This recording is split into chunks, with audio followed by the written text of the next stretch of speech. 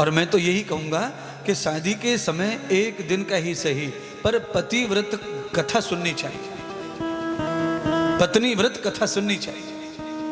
पति पत्नी व्रता हो, पत्नी पतिव्रता हो तो घर स्वर्ग बन जाता है, घर में अनमोल रत्नों का जन्म होता है। पर पत्नी धोखा देवे पति को, पति दिन भर धोखा देवे तो घर में नरक पैदा हो जाता है, झगड़े रहते हैं, क्लेश रहता है, टाई टाई टाई टाई काएं काएं काएं काएं होती रहती है, बच्चे सब खराब हो जाते हैं, बच्चों में दुर्गुण आ जाते हैं। 12 साल का ही बच्चा इतना बिगड़ जाता है जितना 25 साल का नहीं होता कोई। ये हाल है हमारे घरों का। 25 साल का बच्चा जब बिगड़ेगा, यहाँ तो 12 साल का इतना बिगड़ा बैठा है। क्यों?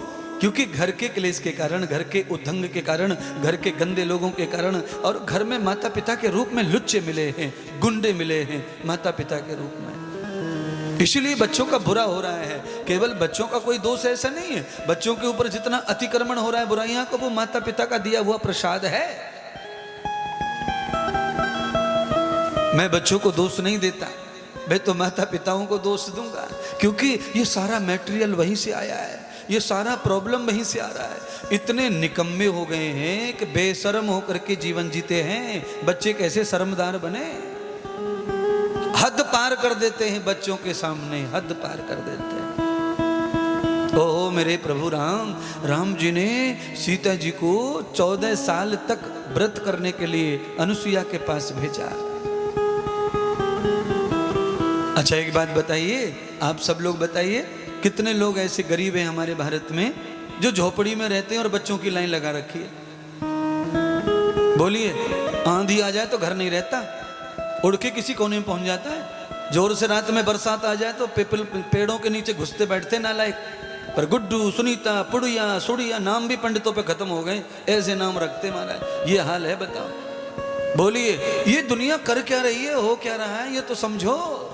भगवान श्री राम ने अनुसुईया जी के सामने रख दिया, व्रत दे दिया और ये निश्चय कर दिया, जब तक हमारे सारे तप नहीं पूरे हो जाते तब तक हम औलाद का निर्माण नहीं करेंगे। तब लव कुश पैदा करने के लिए तो भैया तप करना पड़ता है, जप करना पड़ता है, ऋषि बनना पड़ता है। राम तो ऋषि बन गए, सारे बाल, कंघी, जटा, जूट, तेल सब बंद कर दिया। बालों में तो कब से लगा लिया बरगद का दूध, जटा बांध दी। सीता जी के अंदर श्रृंगार था, राम जी ने अनुसुईया के सामने रख दिया, तुम भी ऐसी हो जाओ, ये श्रृंगार छोड़ो, अब सजना शुरू करो। अंदर से अनुसुईया ने सीता जी को पतिव्रत धर्म का उपदेश दिया, ब्रह्मचर्य का उपदेश दिया।